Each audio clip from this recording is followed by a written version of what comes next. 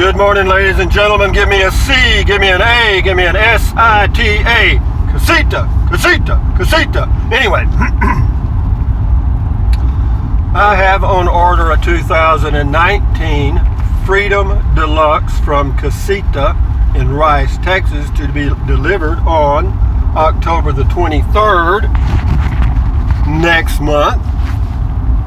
And I ordered it without a microwave or an oven. It doesn't come with an oven. So I'll have an RV with no oven and no microwave. It'll only have a 2-burner cooktop. What am I going to do? Well, for the last year, I have lived in a 16-foot Coachman 2018 with only a 2-burner cooktop. And you know what I found out? I don't need an oven, and I don't need a microwave oven at all. I have a heat diffuser, and there's other things I can do. I've got a little skillet that I can make stuff on, and I also, now, about a month ago, or a little more maybe, I acquired an Instant Pot. It is a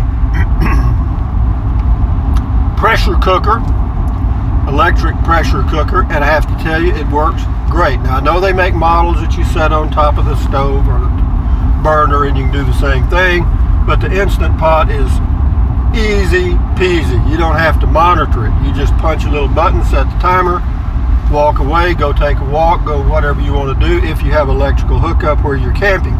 Okay, that's one point. It ain't going to run off solar. No way, no how. But for those of you that have been looking at these little bitty RVs, the micro RVs I call them, anything under 18 feet I call a micro RV. A lot of them come without ovens and microwaves. Well, I take that back. Most of them come without an oven, but very few of them come without a microwave. You kind of have to look for those, or maybe you can order it without it. But anyway, it's easy peasy to live in an RV without that stuff. And so I've done it for a year. And also I've found out, and I've said this in other videos, that I can live comfortably in a 16-foot travel trailer full time, because I've done it for a full year. And I actually enjoy it. There's still stuff I need to get rid of, believe it or don't. I mean, I downsized to an RV from a sticks and bricks many years ago, and then I downsized from a 26-foot RV to a 16-foot RV a year ago. And you know what? I still have too much stuff. I mean, it's like a disease. You can't get rid of all that stuff you never use. I guess they'll bury it with you or cremate it with you, whatever. But anyway, this is Park Road 4, Central Texas, USA, on a Saturday morning about, I don't know what time it is, 8:38, how's that? 72 degrees, and the only reason it's 72 degrees right now is we've got an overcast sky with some showers around, rain showers, and yeah, it's comfortable, and I'm glad, because without that little disturbance coming in off the Gulf of Mexico into Central Texas, it would be very, very uncomfortable, because sometimes September can be a little warm in Central Texas, or all of Texas actually. But anyway, back to the Casita. Give me a C. Swivel, swivel, swivel. And I got swivel chairs. Hallelujah, hallelujah. And yeah, we're going to work, but I have to check out the bed. Two things I got to get fine-tuned when I get it will be the bed, because I may have to get a new mattress. I'm not sure, because it comes with just those little 4-inch cushions that you make a bed out of in your dining area there. And so that'll work for the bed. And then the bathroom is it's a wet bath, but it's not, you don't straddle the toilet. It's got a little shower thing in front of the toilet, but it's still a semi-wet or wet bath. But we'll see. Old Rusty will figure it out just one day. How do you eat an elephant? One bite at a time. How do you adapt to a new environment? One day at a time. Okay? Even though I've been living in that little casita in my mind for a while and have asked myself many questions, I think it's going to be all right. And I've gotten some positive feedback from people that have them, and I'm kind of excited about that because the Mach 1 AC that comes with my unit, the low profile roof AC, which is quieter and a little more energy efficient, we'll see. It comes with a heat strip, wonderful, because I don't have a furnace either. I have a furnace in the unit I have now. I've only used it once just to see if it worked.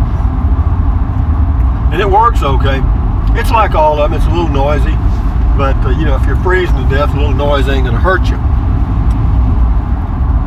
Yeah, even in my 26-foot Jayco J-Flight, the furnace, it was, and also they're propane hogs. I mean, if you run that furnace, you're gonna be wagging a lot of those little 20-pound bottles back and forth to the propane place.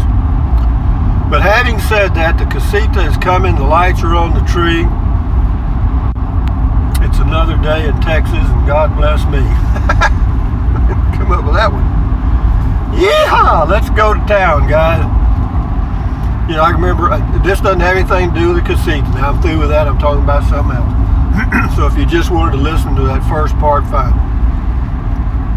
But when I was a kid growing up in South Texas, the weekends were a big deal. I mean, if we were bringing the crops in, weekends were just another day of the week because you never stopped until you got them in. That was it.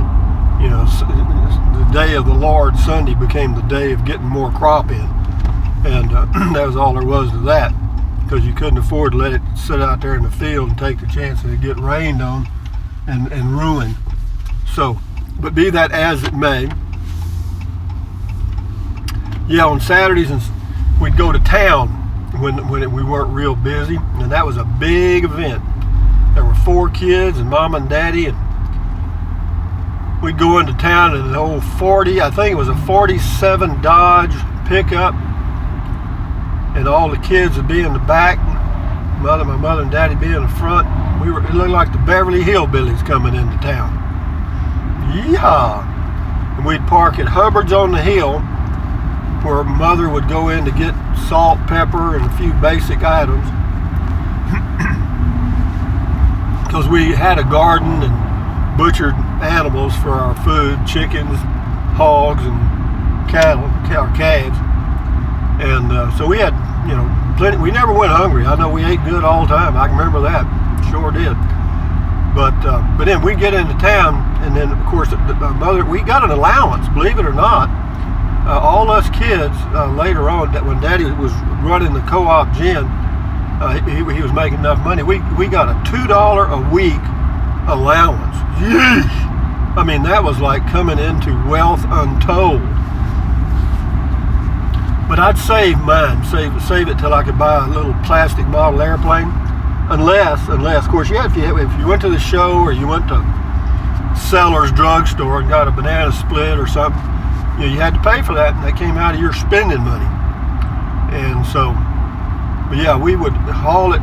Where Hubbard's was, it was kind of it was on the edge of town, not too far out, maybe, I don't know, half mile, quarter mile, not very far, to the downtown area, which was not much. Population, about 2,000 population at that time, maybe 2,500.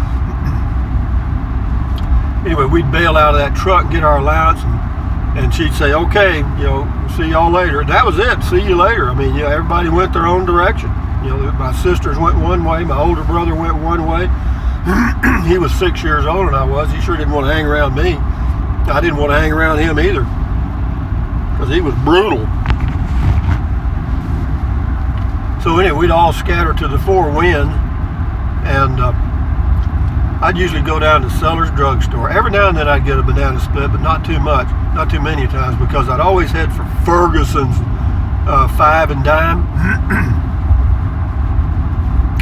and go look at the little model airplanes. And they also had, believe it or not, in Kennedy, Texas, they had a little hobby shop, and they had little plastic model airplanes there, and the ones that had the little motors on them and stuff. I'd go in there and fool around, and every now and then I'd buy one with some glue and a little paint when I had enough money. Take it home, and spend all day putting it together. Yeah, there's a ceiling in my room. Actually, it was my brother's and I's room till he graduated from high school and then he moved out. But I was only 12. But the whole ceiling, there was all those little airplanes hanging. Neat, neat, neat. I just lay there on my little bed and dream about fighting World War II all over again. But having said that, guys, from Central Texas, USA, this is Rusty 78609 dreaming about his Casita and the Saturdays when he was a kid. Y'all enjoy your weekend, I'll enjoy mine. And you can live in an RV without a microwave and an oven, a regular oven, comfortably, trust me. You can overcome those two things very easily, no problemo, and live very, very healthy. And what else? That's about it, guys, other than thumbs up, carpe diem, adios, bye-bye, buy anything you want. But if you think about it, use the link to Amazon products and all of my, in the description of all of my videos. Why? Because I get a small commission, and it doesn't cost you one penny. What else?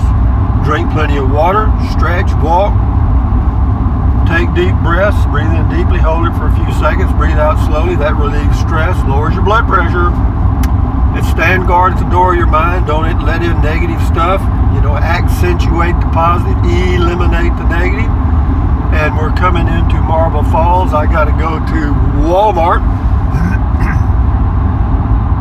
because an order that I canceled, even though I ordered a product, found out they had it in the store, which they told me they didn't. But I walked around the store and there it was, so I picked it up at the store, and then I called and canceled, or excuse me, I went on the internet and canceled the order, but the order couldn't be canceled, so here it is. Now I got to go pick it up and return it. Big deal. So anyway, guys, from Central Texas, adios, bye-bye.